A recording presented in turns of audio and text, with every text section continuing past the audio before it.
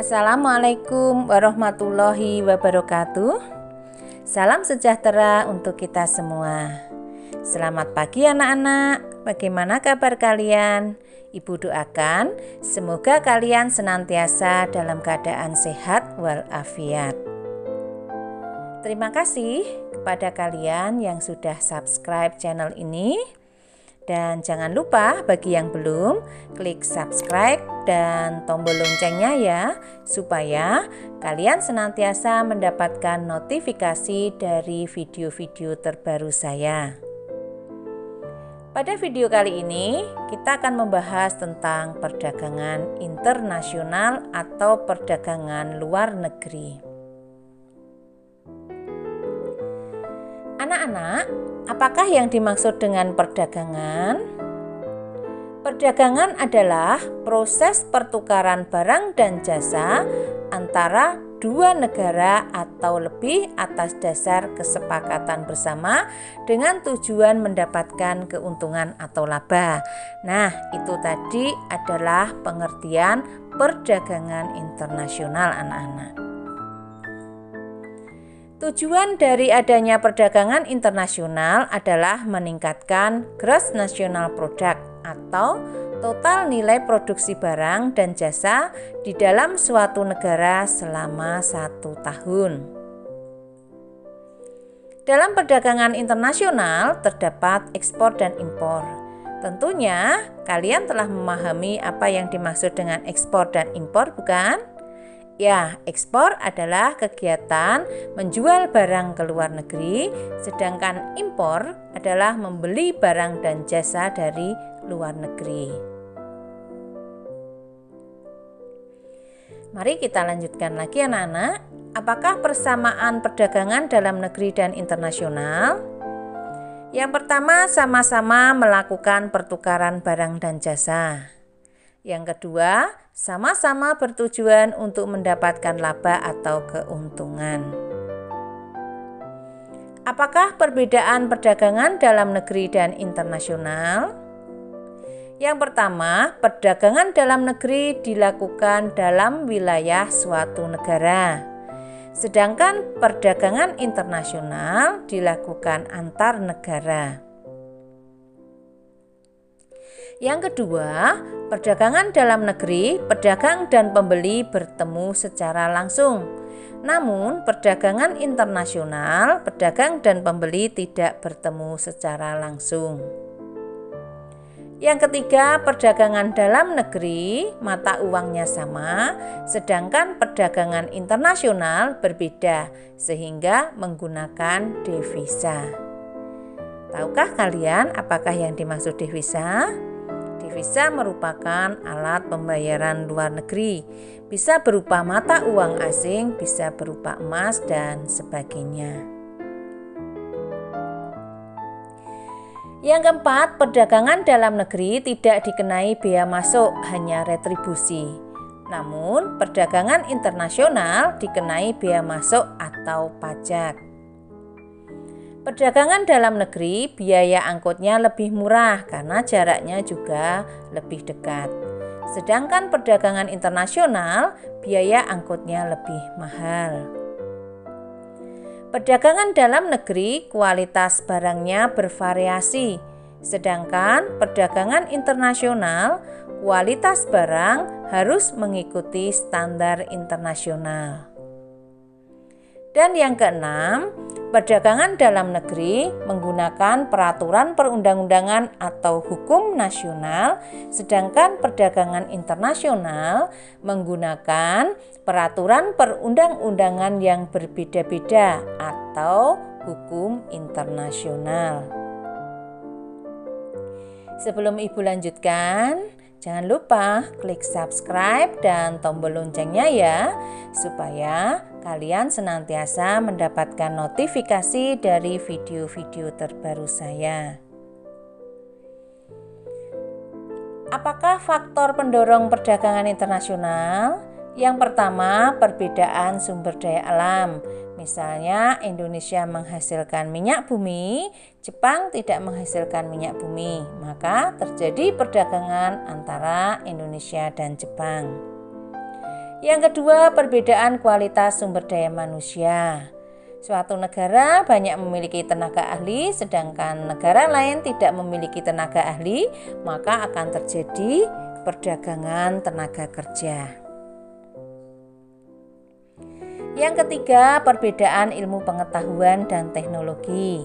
Misalnya, Indonesia belum mampu membuat traktor, maka Indonesia membeli traktor dari negara lain. Yang keempat, perbedaan budaya suatu bangsa. Sebagai contoh, Cina menghasilkan keramik, sedangkan Jepara menghasilkan ukir-ukiran, sehingga perbedaan ini akan menimbulkan terjadinya kerjasama. Yang kelima, perbedaan selera. Misalnya orang Eropa makan hamburger, daging dan gandum, sedangkan orang Indonesia makan nasi. Perbedaan ini akan menimbulkan kerjasama karena pada dasarnya setiap orang berusaha ingin tahu kuliner dari negara lain. Yang keenam, perbedaan iklim. Sebagai contoh, Indonesia beriklim tropis maka menghasilkan rempah-rempah, sedangkan Eropa beriklim sedang maka menghasilkan gandum, sehingga terjadi perdagangan antara Indonesia dan Eropa. Yang ketujuh, terjadinya globalisasi. Dengan semakin berkembangnya internet, maka akan memperpendek jarak antar negara atau batas-batas negara itu semakin menipis anak-anak karena dapat terjangkau dengan adanya internet.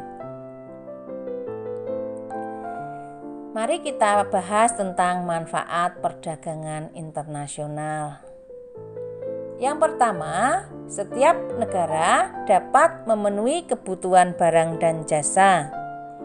Yang kedua, setiap negara dapat menciptakan spesialisasi produknya yang berbeda dengan negara lain. Yang ketiga, meningkatnya hubungan persahabatan antar negara. Yang keempat, meningkatnya pendapatan negara melalui perolehan devisa. Yang kelima, mendorong kemajuan ilmu pengetahuan dan teknologi. Yang keenam, dapat memperluas lapangan pekerjaan. Yang ketujuh, menciptakan kestabilan harga karena adanya aturan-aturan yang mengatur perdagangan tersebut. Bagaimana hambatan perdagangan internasional? Yang pertama adalah kebijakan proteksi, artinya melindungi produksi dan produsen di dalam negeri. Bentuknya macam-macam anak-anak. Yang pertama ada tarif, yaitu penetapan tarif tertentu terhadap barang-barang impor. Yang kedua, kuota.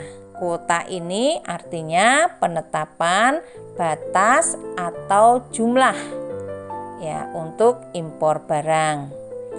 Larangan impor itu artinya adanya larangan impor barang-barang tertentu. Subsidi itu memberikan bantuan kepada pedagang dalam negeri. Dumping artinya menjual barang lebih murah ke luar negeri dibandingkan menjual barang di dalam negeri. Yang kedua, perbedaan mata uang antar negara. Yang ketiga, kualitas sumber daya manusia yang rendah. Yang keempat, pembayaran antar negara sulit dan resikonya besar. Yang kelima, terjadinya perang. Yang keenam, adanya organisasi-organisasi ekonomi regional seperti APEC, MEE, ASEAN, dan sebagainya. Bagaimana dampak perdagangan internasional? Kita lihat dari dampak positifnya.